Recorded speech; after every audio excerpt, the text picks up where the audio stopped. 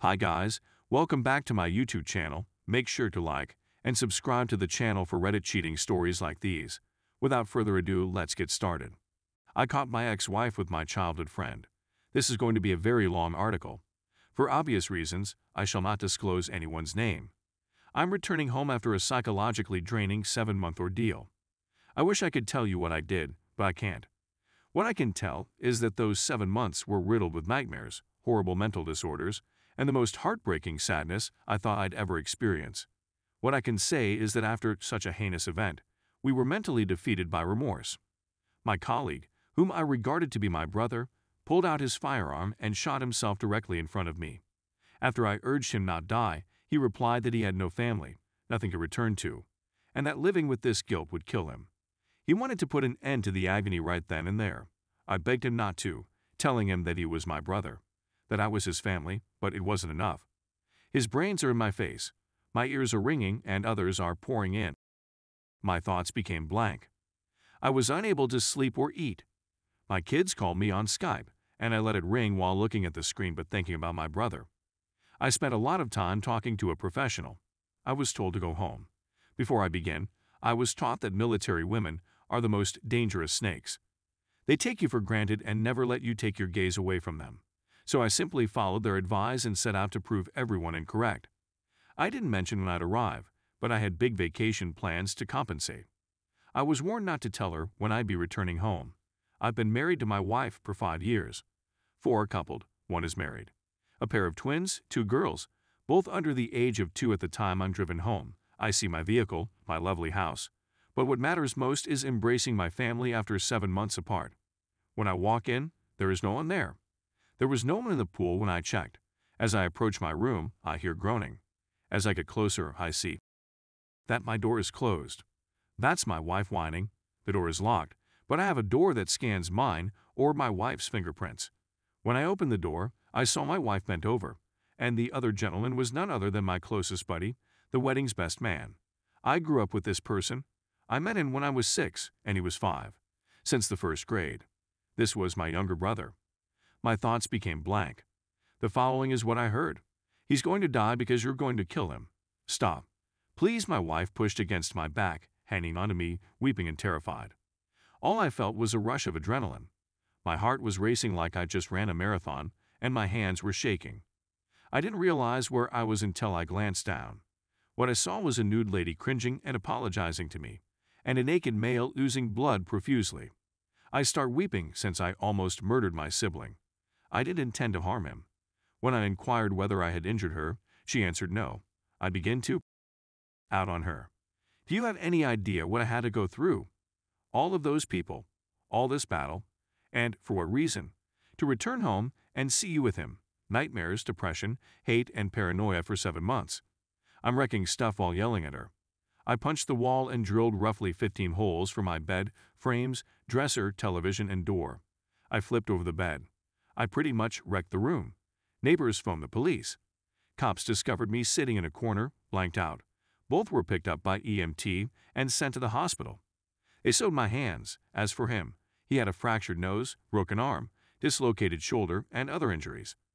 I was deafeningly there was no rage, despair, remorse, or anything else. My wife was on her knees, pleading for pardon. I was thinking of my brother when I looked at her. I can't believe I couldn't rescue him from himself. What kind of failure am I? My karma was to return home to this lady. My children. Footsteps were immediately audible to me. Daddy. They yelled as soon as they spotted me. They get onto the bed and begin to cuddle me. I immediately burst into tears. I took them in my hands and asked her if they were mine. They did not resemble me from the minute they were born. I laughed it off since I've always felt I didn't look like my father, yet I still got his strange black nipple on my left breast and lighter nipple on my right chest, as well as green eyes. The females had nothing. Green eyes, but my mother-in-law has green eyes as well. I inquired whether they were mine. Tears begin to flow from both of us. She cries, of course they are. According to cops, he intends to seek charges. I'm similar to what about filing charges? Well, I'll tell you what, it's all his and her fault. The officers were completely unaware. I informed them about my background and job. I informed them that I had been gone for over 8 months.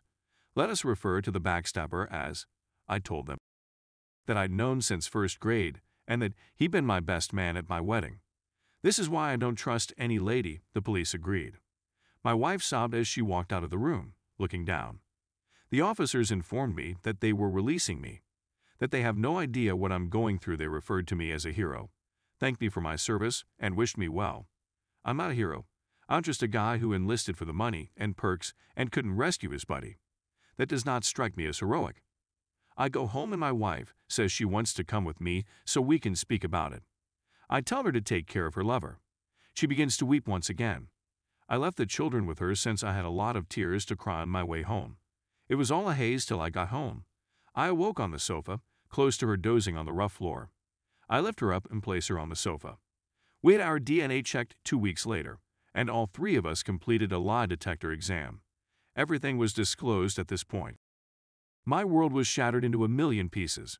I was absolutely devoted to her. I adored this lady so much that it's difficult to convey, since whatever I say will be an understatement. She has cheated on me from the day we met. I never observed any indications. She just cheated but she still cheated. She's been taking advantage of my earnings. I have a piece of paper that said I'm not the father of my 2 small planets. That father was a jerk. Not only that, but she's pregnant once again. He was enraged by what I had done to him and spilled the beans. His words had activate your eyes. You've been the one earning money. You've been caring for my children while I sit back and play video games. She's been unfaithful from the beginning.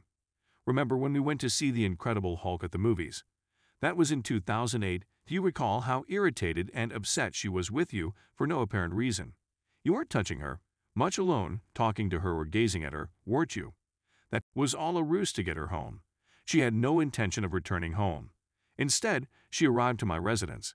Remember all the presents she gave you and tricked you into thinking they were purchased out of love. Okay, it was to let your defenses down and make it easier for her to cheat. You are not my brother. You are the caretaker for my children and my source of income. You purchased me a vehicle, a house, helped me pay for my college education, and have been caring for my children. Guess what? You're going to keep doing the same thing. You were gone for a moment, but I went to your home to be with her. Wife yelled at him, "Shut the F up." I was completely deafeningly deafened as my shattered world was unveiled.